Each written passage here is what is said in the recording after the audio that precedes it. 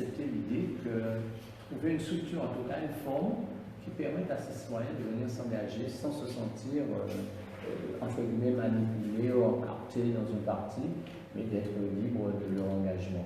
Simplement, il y a une charte, c'est respecter la charte d'engagement par rapport à leur mission s'ils sont élus demain dans la cité. Donc c'est un peu ça que j'ai tenté de faire et que je pense avoir réussi pour l'instant, parce que le mouvement a été créé ensemble pour réussir à faire cerveau. Donc on a des citoyens qui sont engagés dans la vie, sans être encartés dans un parti.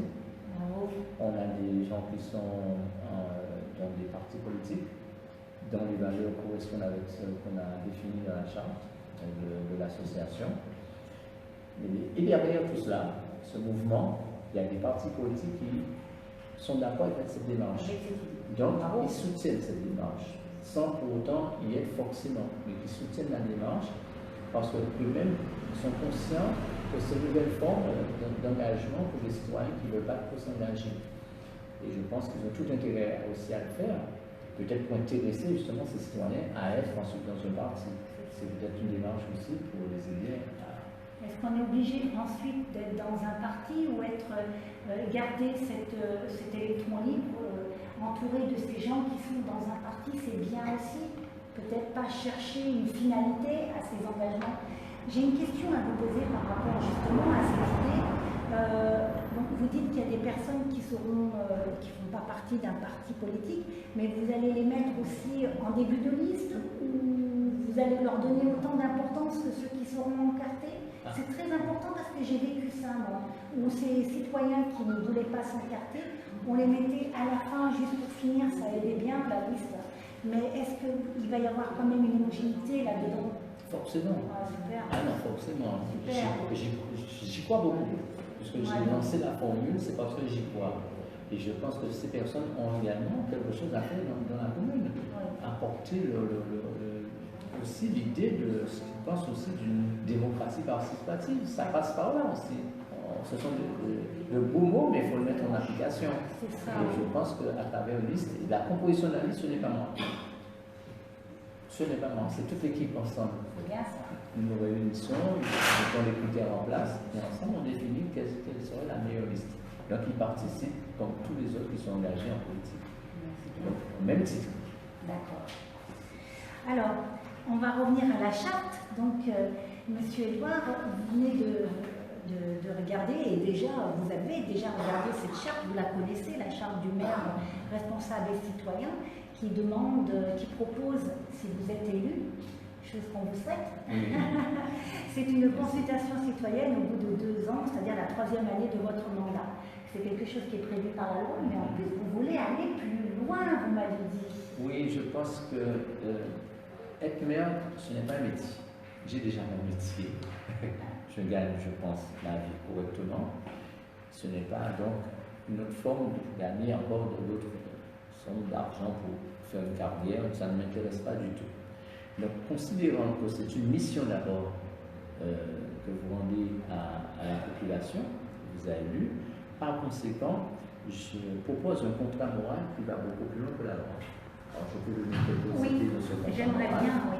Alors, première idée qui existe un peu déjà, mais pas suffisamment appliquée, c'est celle qu'on voulait appliquer, mais qui n'est pas faite. C'est celle de dire que si je suis élu maire, tu as plus de 2 mandats consécutifs. Très bien ça. Je pense que le renouvellement passe par là. Tout à fait, c'est très important. Il faut s'engager là-dessus, c'est pour ça que je pose ce contrat moral, pour vous savez, l'être humain a ses défauts, donc pour me pousser à aller jusqu'au bout de cette démarche, c'est pour ça le contrat avec la population.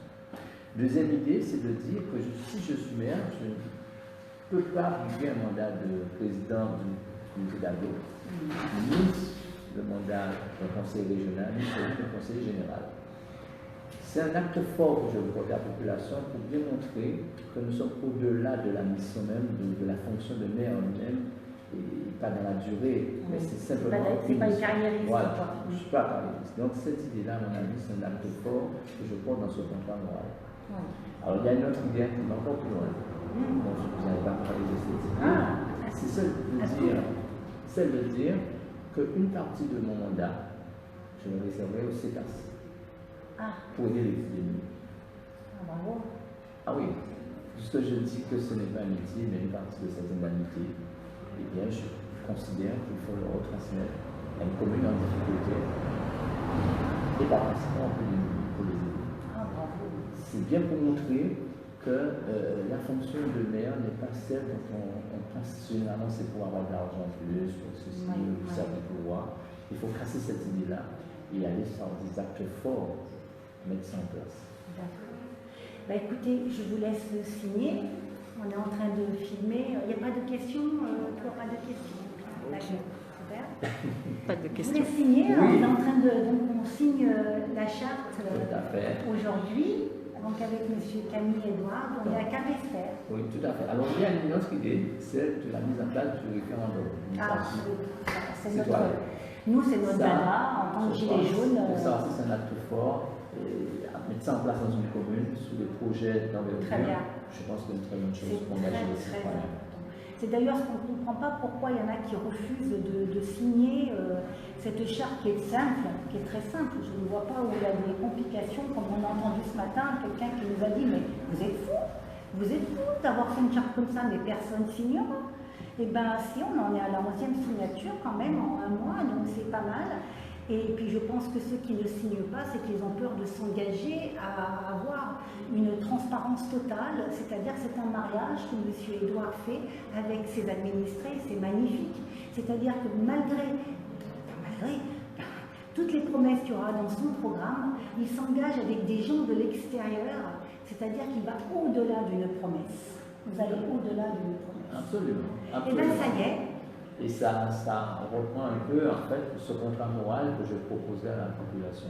Ah. Donc, c'est vraiment, ça va dans une bonne direction. Super. Voilà. Eh bien, merci beaucoup. Je vous resserre la main. Merci beaucoup, et puis nous verrons. Oui, je Nous vous verrons. souhaite beaucoup de chance. Ça ira, ça ira. Merci. Nous sommes Au confiants. revoir.